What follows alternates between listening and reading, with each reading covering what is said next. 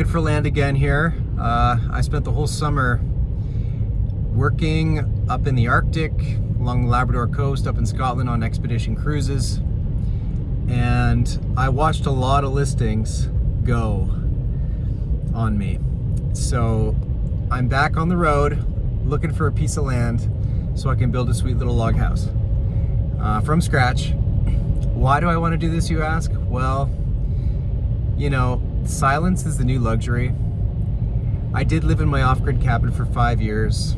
I've been out of there now for about 4 years, and there's nothing like the silence and the simplicity of living out in the forest. And there's nothing quite as satisfying as living the DIY life, you know, away from it all.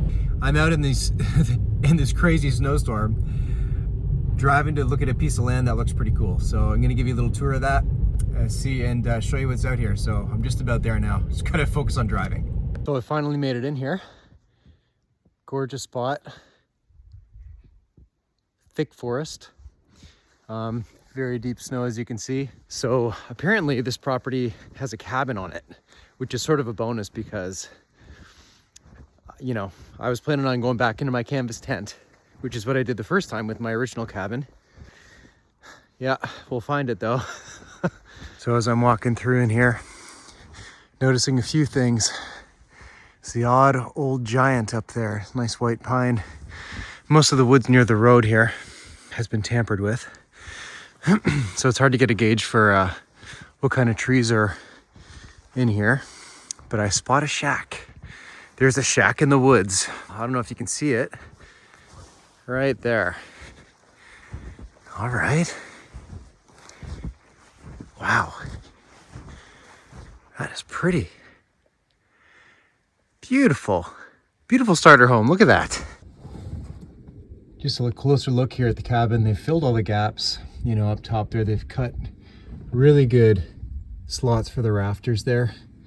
Tiny rafters, those are like 2x4s. But they've done mostly a good job. Seems very well built, just unfinished. Who knows what happened here? Yeah, door's locked. Can actually see better with the camera.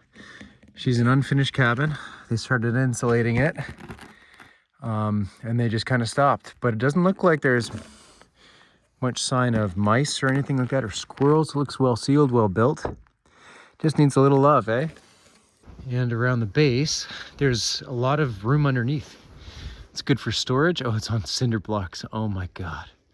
Cinder blocks on top of half logs, super rustic. Holy. And that one's like hardly even on it. That's a bit sketchy. It's a shame to sell a place like this. It's a piece of heaven, you know. And it's really personalized. They have their little fire pit area here, and you never know the stories of people and what they've been through and why they're selling.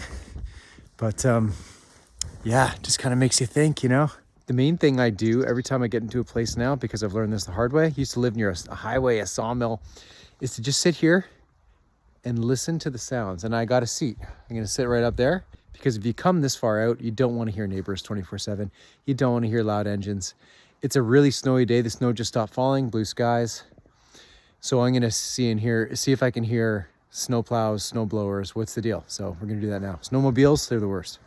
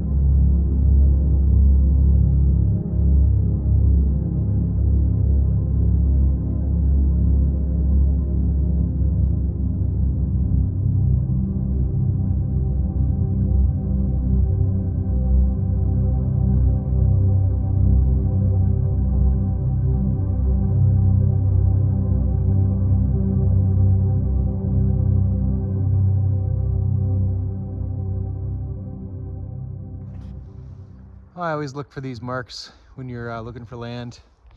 You can see the survey markers, and then when you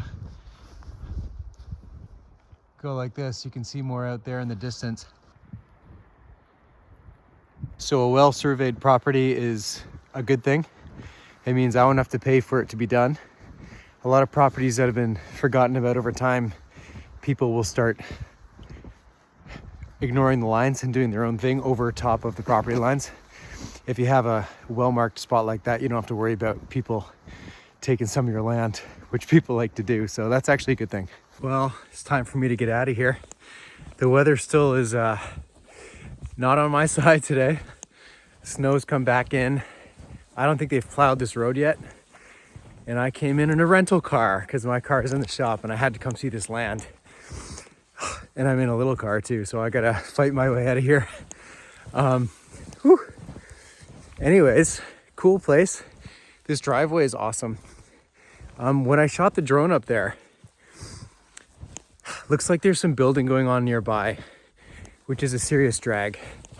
The one thing I don't like about this place, I may have already mentioned this, is that the lots are long and thin. Not a big fan of that. Like, just give me a square. I didn't get too up close and personal with the drone footage on somebody else's property, but I noticed it there and I'm like, oh no. That's why I fly the drone. Because in the woods you can't always see what's happening. But I'll show you this view out. It's really pretty. And the same way I came in here.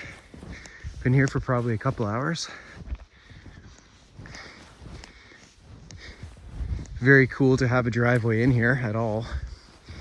That's never a guaranteed thing. My first place, I didn't have a driveway. I had to hire a guy to knock a bunch of trees down. And I cleaned up the mess for the next 3 years. So this is great. It's already done. And it's a beautiful piece of land. The trees, no offense to the trees, are nothing too special, you know. This is not old growth forest. This is forest that's been messed with. Oh, there's a cedar though. I'm at the car just about. And, you know, if I was just looking for cabin land, it'd be a lot more straightforward. When you're getting picky with a house, where do you want to be for more long term? Something you got to take your time with, I've learned. And when you see something, you jump on it. You don't wait.